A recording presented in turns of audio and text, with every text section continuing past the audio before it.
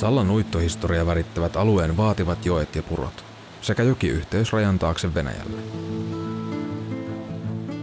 Uiton jälkiä on Sallan alueella edelleen nähtävissä monin paikoin, muistuttamassa alueen ihmisten merkittävästä uittohistoriasta.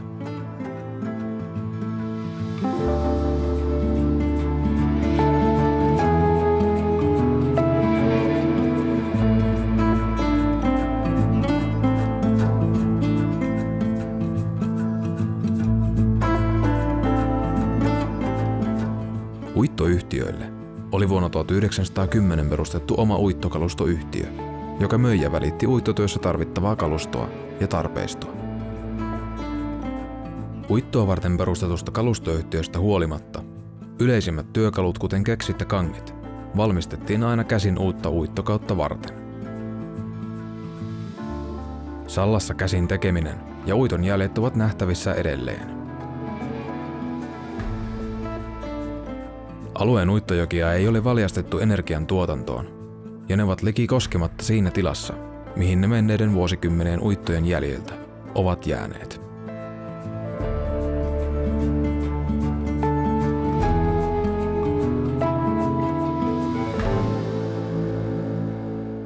Tästä on nyt 52 vuotta aikaa, kun minä olin 15-vuotias ja semmoinen sattuma kävi, että minä pääsin siihen autoon, joka vei minut tänne. Ja siinä se tuli niin tämä uittomaailma tutuksi ja se oli niin 70, niin 71, 72 ja 73 oli vähäsen pätkää ja sitten oli vielä sen vuosikymmenen lopulla useamman kerran. Se on niin vastuu, moituu mukaan vastuu tässä. Olikohan siinä 3 puomia niin pantu yhteen ja sitten siinä oli vaijeri. Siihen sitten ne puut, mitkä tuli Venäjältä ja Naruskajoelta ja Suoltijoelta ja kaikki puut jäi tähän. Ja siinä piti olla, jos minä oikein muistan, niin se piti olla leka, että se lukko irti ja lekalla pätkästiin muutaman kerran. Ja se kun muljahti irti, niin se hyvin hitaasti lähti se puomi kääntymään ja se suma vähän jäi tavallaan oottelemaan, että mille nyt aletaan. Mutta niin se alkoi sitten pikkuhiljaa elämään. Ja siinä piti olla yötä päivää vahit, että osa nukkui ja osa valvoi. Ja meitä poikosiahan se kiinnosti valvoa siinä. Oli kai kesän kaikki kirkkain aika. Mutta kyllä se sitten, kun se tuli se suma, niin äkäisenä piti olla. Sallan metsämailta laskee laaja jokiverkosto, puiden uittamiseksi aina Kemin sahoille asti. Yhteys läheiseen Kemijärveen ja siitä alajuoksulle löytyi pohjoisemman Tenniöjoen ja eteläisempien Käsmä- ja Raakkujokien kautta. Yhtenä keväänä kävi Räisälässä. Se oli joelta, kun meni yhtäkkiä Räisälään sinne, että aurinko paistaa ja järvi kimmeltää ja siellä mukaan kerätään, niin kyllähän se tuntuu vähän kummalliselta, kun täällä kun pukkaa puun, mitä kauemmas sen saa tuonne kesken, niin sitä liukkaammasti se lähtee alaspäin.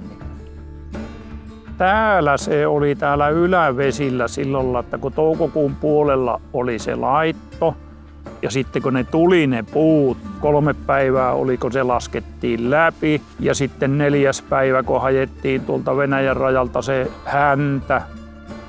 Mehän vietiin se yleensä Autioniemeen. Pelkosen niemessä lastattiin ne veneet kuorma-auton lavalle ja tuotiin takaisin tänne Saijalle. Kun me tuotiin se häntä alas, niin me käytiin samalla purkamassa ne kaikki puomit täältä pois. Tässä paikalla oli puusilta. Venäjän puolelta ruvettiin suuria määriä uittamaan puita. Se meni silloin 60-luvulla tukkoon ja sitten ne kertoi ne vanhemmat miehet, että kaikki uiton voimat tuotiin, koneet ja miehet tuotiin ja työkalut tänne ja tuli pitkä savotta, niin sen takia tehtiin sitten tähän semmoiset, niitä nimitetään kaplaiksi. Siinä oli 4 puomia rinnakkain ja täällä virran puolella 2 tai 3 puomia päällekkäin. tykkään.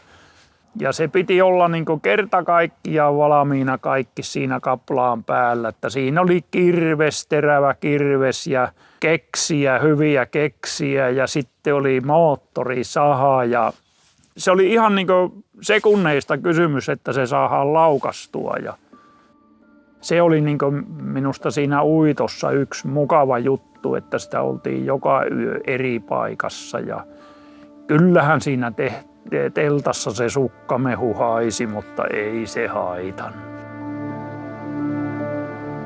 Sallassa oli viime vuosisadan aikana monia legendaarisia uittosavotoita, kuten 30-luvun Kuolajärven suuri autosavotta, 60-luvun Tuntsan nokisavotta ja Suoltioen savotta 50-luvulta 70-luvulle.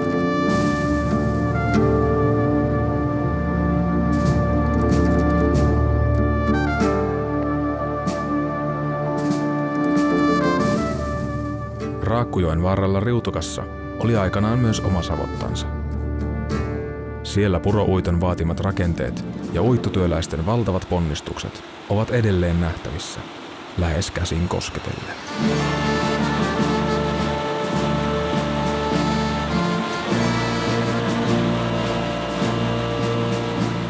Kyllä kai se melkein 100 vuotta oli se uittoperinne täällä ja sehän on osa tätä alueen historiaa.